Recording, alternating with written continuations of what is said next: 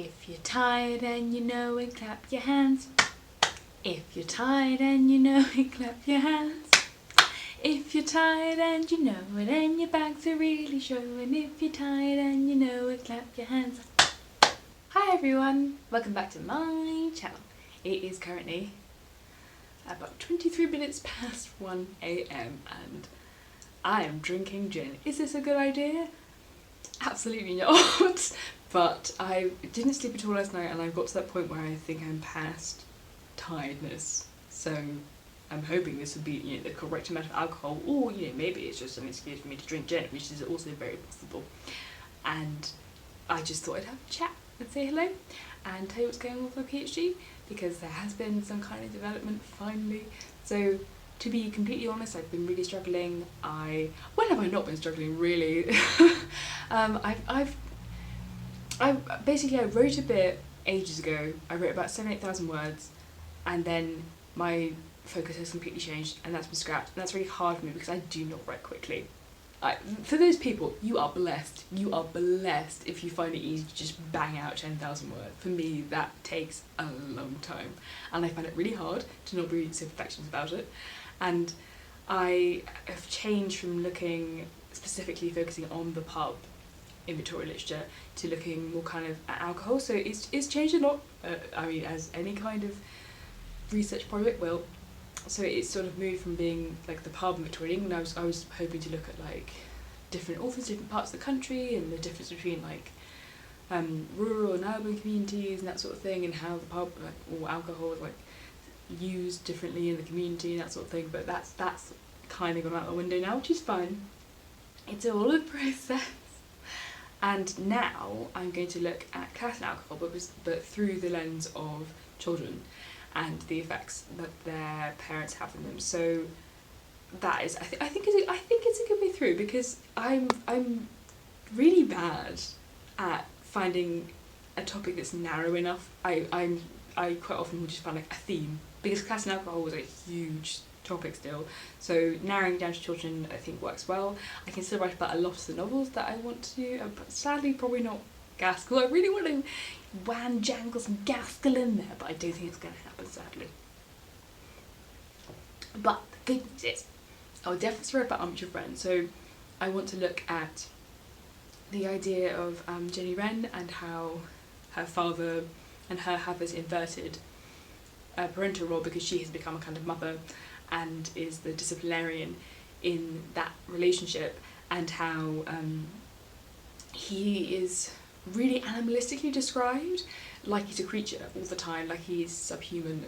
And I think that reflects, it's very like typical caricature Dickens, but at the same time it reflects, I think, what a lot of middle class people would have felt about alcoholism, and the fears that it was very much a lower class problem. But then you have books like Ten Up for Hall, which looks at alcoholism that is in an upper class family, and that's interesting, about how the protagonist Helen brings up her young son Arthur to be against alcohol and that kind of thing. So it's I think a better focus, and I'm hoping to look at science stuff as well.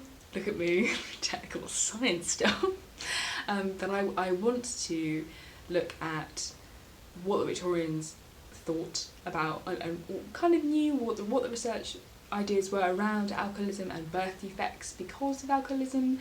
And also in Oliver Twist there is a baby farm that he's part of, and I think I'm right in saying they had quite a high mortality rate. So if I can find out anything about that, that'd be interesting, because in the book it portrays how they were often given alcohol to shut them up, basically, and I think that will be a key idea as well. And also when he arrives in Phaeton's den, all the boys are drinking gin, so it's that lower class cheap spirit, but you have the idea if you're drinking wine or claret or champagne because you're a gentleman, then that's okay. Look at me, I'm obviously I'm cheap, I'm drinking gin. Although it's funny because nowadays gin is quite bougie. There's so many different flavours of gin and that kind of thing, gin tasting, and that has got a whole industry around it now. So, oh hell, the times have changed. And I'm going to start writing a chapter on Amateur Friend. I'm not sure if I'm going to do a comparison in that chapter with an upper class family, like I'm definitely going to write about Vanity Fair and that kind of thing, or if I'm going to just stick to one book a chapter, because it's easy to manage, but I think it'll be more interesting to have a comparison, but we'll see. I'm really good at like close reading. I can do that stuff, the nitty gritty, but I'm not always very good at like the structuring the arc of the argument. That was what I was told. If you just need me to talk about a book, I can do that. I can analyse everything, but if you want me to like make that part of a bigger argument, it's not always great. And sometimes, the thing about English is sometimes you want to argue something and it's a little bit tentative, but you have to just try, but then it's very much up to the examiner, your supervisor, whether or not they think that that's gone a bit far. So I've just got to hope for the best, I guess.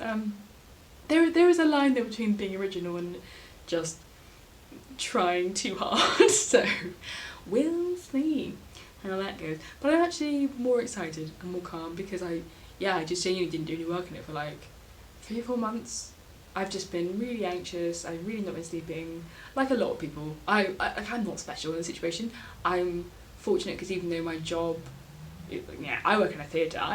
We are very screwed, but I have like people who can support me. I'm okay. Like I know I'm okay, but I do miss the theatre. I miss it so much. I miss libraries. I think that many people have said that this is the time when it really proves how special and how vital the arts are in our communities and in our country. And I miss university libraries too. That's hard, not being able to just have a printer, you know, I mean, or just be in a more studious space. I mean, I can't even go to my local library, and that's really sad. I mean, I still have like 18 books to read by like 21 that I got out before it's shut, but that is not the point. So that's kind of where I am. And I just want to say, if anyone out there who is watching this is a student, in whatever, level, if you are struggling mentally, please tell someone, because I am the worst at communicating, and I just don't talk to people. Like, I just didn't talk to my supervisor for a good 4 months, maybe 5 months. I've not spoken to her, and that is not helpful, because you just end up wasting time and then panicking and then feeling guilty because you haven't talked to your supervisor and told her you're struggling, and it's just a waste of time. Like, you could feel so much better if you just tell someone. So like, don't be alone. I hope you're all okay. Oh, the gin is obviously getting to me. But yeah, I don't know if that was interesting at all or helpful, but that's kind of all I have to say. My upgrade is meant to be in, at the latest in December, because I have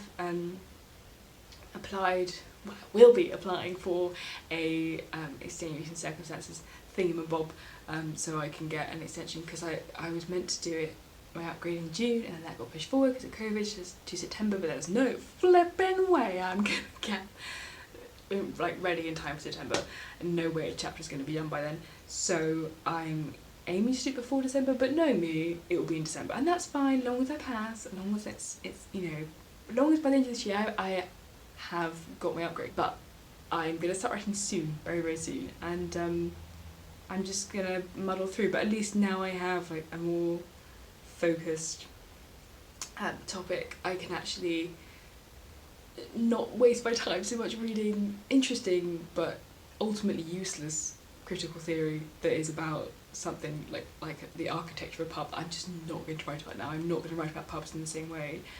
So yeah, if you have any questions, I mean, you probably don't. And random video. I think the moral of the story is I shouldn't really film it like late at night or early in the morning, whichever way you choose to see it, drinking gin, because like this was not a banging video. But I'll be back with more when I'll have a bra on. Get excited. And I will see you soon, my book of shenanigans. Bye!